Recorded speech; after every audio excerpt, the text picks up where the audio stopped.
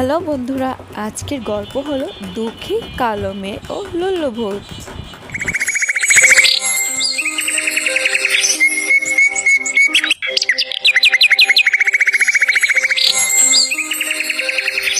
এই হলো কমলা। তার বাবা মা না থাকায় মামির কাছে বড় হচ্ছে, কিন্তু মামি তাকে বিন্দু মাত্র সহ্য করতো না। কে রে কমলা, পান করে যে কতগুলো ভাষণ পড়ে আছে, এগুলো ধোয়ার তো তোর খবরই নেই। ওদিক দিয়ে একটু মাত্র পানিও নেই কলসিতে, যা পানি নিয়ে আয় গিয়ে। হ্যাঁ মামি, এক্ষুনি যাচ্ছি। আমি ওই যে উঠোন ঝাড়ু দিচ্ছিলাম তো, এই জন্য দেরি হয়ে গেছে।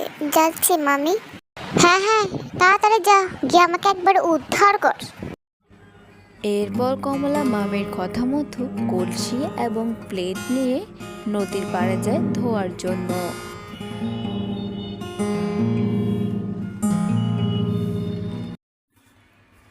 এই হলো লুল্লু ভূত ও তার বর। তারা দুজনে হঠাৎ একদিন খুবই ঝগড়া করে বসলো। দুজনের সাথে তুমুল ঝগড়া করতে লাগলো। এক পর্যায়ে লুল্লু ভূত বলে উঠলো, আমি থাকবো না তোমার কাছে, করবো না তোমার সংসার। হ্যাঁ হ্যাঁ, যা যা, লাগবে না করা তোর সংসার। সারাক্ষণ আমার সাথে ঝগড়া করতে থাকে। যা যা, যেদিক দুচোখ যা, চলে যা। এরপর লুল্লু ভূত রাগ করে সেখান থেকে চলে যায়। সে অন্য একটি বাগানে গিয়ে গাছে বসে থাকে। হঠাৎ করে লুল্লু ভূত দেখতে পায় নিচে জলাশয় একটি পাখি মারা যাচ্ছিল জলে ডুবে, আর একটা মেয়ে সে পাখিটাকে বাঁচায়। তোমায় অনেক ধন্যবাদ। আজ তুমি আমায় না বাঁচালে কি যে হতো।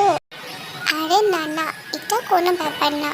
তুমি বেঁচে গেছো, এটাই তো অনেক। এখন থেকে একটু সাবধানে চলাফেরা করো, বুঝেছো? গাছে বসে থাকা লুল্লু ভূত এই সব কিছু খেয়াল করে। আরে মেয়েটা তো কত দয়ালু, কত সুন্দর পাখিটাকে বাঁচিয়ে দিল। দেখো, বাচ্চাটি এখনো ঘুমাচ্ছে। কোনো খবর আছে? ওটা কি রান্না বান্না বসাতে হবে? না না, টিকে টিকে ঘুমাচ্ছে মহারানী। এই কমলা, কমলা। হ্যাঁ মামি, বলো কি হয়েছে? আমি রাত্রে দেরি করে ঘুমিয়েছি তো, এর জন্য একটু দেরি হয়ে গেছে। মামি বলো কি করতে হবে, আমি এক্ষুনি করে দিচ্ছি। ওরে আমার নবাব দাদি রে, কি করতে হবে তুই জানিস না নাকি? না, যা সকাল সকাল নাস্তা বানিয়ে নিয়ে আয়, এরপর ভাত বসিয়ে দিবি। সব কাজ যেন হয়ে যায়। কি মা, কি হয়েছে? এত চিল্লাচিল্লি করছো কেন? সকাল সকাল আমার ঘুমটাই ভেঙে দিলে। এখন তো মাথা ধরে গেছে আমার। এমন চিল্লাচ্ছ কেন মা? আমি ঘুমাচ্ছি, তুমি জানো না? সকাল সকালে এমন সুন্দর ঘুম ভাঙিয়ে দিলে তুমি। ওরে আমার সোনা মেয়েটা, ঘুম ভেঙে গেছে না? আর বলিস না, এই বজ্জাত মেয়েটা না এখনো পড়ে পড়ে ঘুমোচ্ছে। নাস্তা বানানোর কোনো খবর নেই। ওকে ওঠাতে গিয়ে তেমন চিল্লালাম। যা মা, শুয়ে পড়। ঠিক মতো না ঘুমালে শরীর খারাপ করবে যে। যাও মা, যাও, ঘুমিয়ে পড়ো। কমলার মামি সবসময় এরকমই ছিল। নিজের মেয়ের বেলায় 16 আনা, কিন্তু কমলাকে এত অত্যাচার করে। সকালের নাস্তা তো রেডি হয়ে গেছে, ওদিক দিয়ে দুপুরের খাবারটা বসিয়ে দিয়েছি। যাই, এবার নাস্তাগুলো মামি আর বোনকে দিয়ে আসি। শোন, তুই আবার এই ব্রেকফাস্টটা খেয়ে দিস না, বুঝছিস? যদি থেকে থাক ওগুলো রেখে দিবি। তুই ওই যে শুকনো মুড়িগুলো আছে ওইগুলোই খেয়ে নে, বুঝলি? সব দামি খাবার দিকে নজর দিবি না। না মামি, আমি এগুলো কিছুই খাইনি। ঠিক আছে, আমি ওই শুকনো মুড়িটাই খেয়ে নিব। রোজ রোজ এই শুকনো মুড়ি আর খেতে মন চায় না। একটু ভালো করে খেতে দিলে কি হয় মামি? প্রতিদিন এই শুকনো খাবারই খেতে দেয়, আর ভাল লাগে না।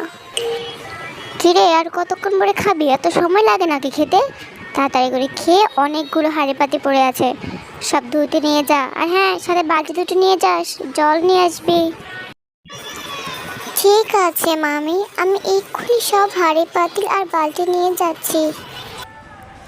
কমলা অনেক দুঃখ পেয়ে কান্না করতে থাকে একা একা। তার মামির এইসব আর সে নিতে পারছিল না। ঠিক তখনই লুল্লু ভূত তার সামনে চলে আসে। কি গো মেয়ে, তোমার কি হয়েছে? কান্না করছো কেন? আমার বাবা মানে মামির কাছে থাকি, কিন্তু মামি আমায় একটুও সহ্য করতে পারে না। যতই কাজ করি তাও ওনার মন আমি জয় করতেই পারি না। আমার খুব কষ্ট হয়, উনি আমার ঠিক মতো খেতেও দেয় না। আর নিতে পারছি না আমি এত কষ্ট। কি করবো বলো? বুঝতে পেরেছি। আর এই তো দেখছি তোমাকে একটা ওরা হাঁড়ি পাতিল দিল আর 2 বালতি জল নিতে দিল। তুমি কি পারো এগুলো বলো এই বয়সে? শোনো, তোমায় আর কষ্ট করতে হবে না। তুমি অনেক ভালো একটা মেয়ে। আমি দেখেছি তুমি ওই দিন পাখিটা কিভাবে বাঁচালে।